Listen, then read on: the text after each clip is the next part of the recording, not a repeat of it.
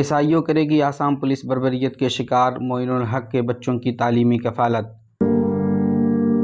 آج بروز پیر SIO کے ایک وفد نے ضلع درنگ میں آسام پولیس کے ہاتھوں جاں بحق ہوئے معین الحق اور شیخ فرید کے اہل خانہ سے ملاقات کی اور تعزیت پیش کی۔ تنظیم نے یہ بھی اعلان کیا ہے کہ وہ معین الحق کے تینوں بچوں کی پوری تعلیم کی ذمہ داری اٹھائے گی۔ وفد کی قیادت کر رہے SIO کے قومی صدر سلمان احمد نے کہا، تینوں بچوں کی تعلیم کے اخراجات برداشت کرنا ہمارے لیے اعزاز کی بات ہوگی۔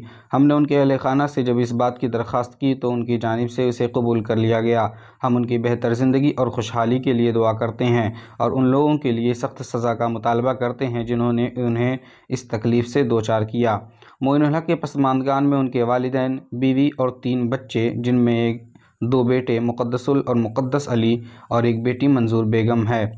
وفد نے ضلع کے سبھاچر علاقے کا بھی دورہ کیا جہاں انتظامیہ کے ذریعے تقریباً 800 خاندانوں کو ان کے گھروں سے بے دخل کر دیا گیا ہے۔ وفد کے شرکاء نے کئی خاندانوں سے بات چیت کر کے ان کی مشکلات کو جاننے کی کوشش کی۔ سلمان احمد نے مزید بتایا کہ وہ علاقہ جہاں اس وقت بے دخل کیے گئے سینکڑوں خاندان رہ رہے ہیں ایک سیلاب زدہ دریائی جزیرہ نما علاقہ ہے جہاں سڑک کے ذریعے رسائی نہیں ہے۔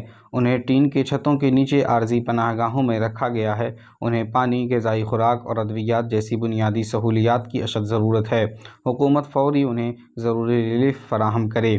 اس سے پہلے کل کئی سماجی تنظیموں نے آسام کے وزیر اعلیٰ کے سامنے پولیس کی بربریت اور بے دخلی کا معاملہ بھی اٹھایا تھا۔ دوستوں، تو اس وقت ہم student Islamic organisation of India کی طرف سے آسام آئے ہوئے ہیں اور اس وقت ہم ہمارے شہید بھائی معین الحق کے گھر کے پاس ہیں۔ معین بھائی کے تینوں بچے اور ان کی اہلیہ ہمارے بھابھی بھی یہیں پر ہیں، ان کے والد صاحب بھی یہیں ہیں اور ہم نے ان سے ملاقات کی۔ ان کا جو درد ہے اس کو تو دیکھا بھی نہیں جا سکتا اور جو نقصان ہوا ہے اس کو پورا بھی نہیں کیا جا سکتا، لیکن ایک چھوٹی سی کوشش کے طور پہ SIO آف انڈیا کی طرف سے ہم نے یہ ڈیسائیڈ کیا ہے کہ ہمارے شہید بھائی کے تینوں بھی بچے پڑھنا چاہتے ہیں، آگے بڑھنا چاہتے ہیں، تو اس وقت مقصد بھی ہمارے ساتھ ہے، یہ جو ابھی 7th کلاس میں پڑھ رہے ہیں۔